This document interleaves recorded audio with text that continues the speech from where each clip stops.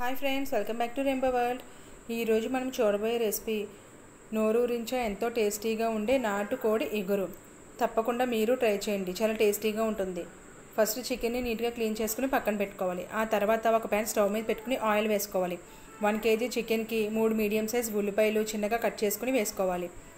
5-6 పచ్చిమిర్చి సన్నగా పొడుగ్గా కట్ చేసుకుని వేసుకోవాలి. 1/2 టీ స్పూన్ పసుపు, తగినంత ఉప్పు వేసుకుని ఉల్లిపాయలు గోల్డెన్ కలర్ వచ్చే వరకు ఫ్రై చేసుకోవాలి. ఉల్లిపాయలు ఫ్రై అయిన తర్వాత క్లీన్ చేసుకున్న చికెన్ని వేసుకోవాలి. దీంట్లో 2 టేబుల్ స్పూన్స్ అల్లం వెల్లుల్లి పేస్ట్ వేసుకుని ముక్కలకి పట్టేలాగా బాగా కలుపుకోవాలి.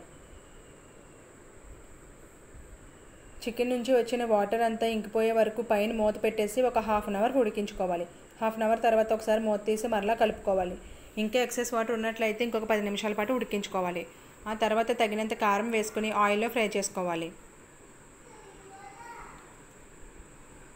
1 గ్లాస్ వాటర్ వేసుకుని ప్రెషర్ పెట్టుకోవాలి.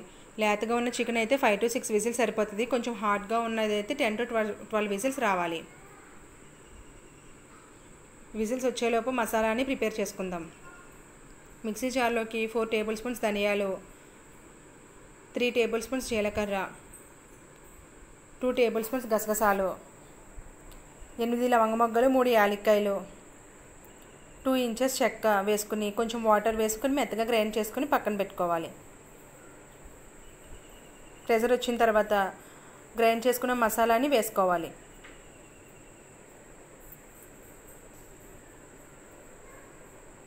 వాటర్ సరిపోతే ఇంకో 1 గ్లాస్ యాడ్ చేసుకుని ఉప్పు కారం సరిపోయిందో లేదో చెక్ చేసుకోవాలి.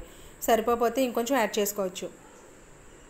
మరలా పైన మూత పెట్టేసి ఇంకొక 1/2 అవర్ పాటు దగ్గరికి వచ్చేంత వరకు ఉడికించుకోవాలి మీడియం ఫ్లేమ్లో పెట్టి. ఈ విధంగా దగ్గరికి వచ్చాక స్టవ్ ఆఫ్ చేసుకోవాలి. ఎంతో టేస్టీగా ఉండే నాటుకోడి ఇగురు ready. Thank you for watching. మీకు ఈ వీడియో కనుక నచ్చినట్లయితే లైక్ చేయండి, షేర్ చేయండి, అలాగే మా ఛానల్ని సబ్స్క్రైబ్ చేయండి. ప్లీజ్ మా ఛానల్ని సబ్స్క్రైబ్ చేసుకోండి. Thank you friends.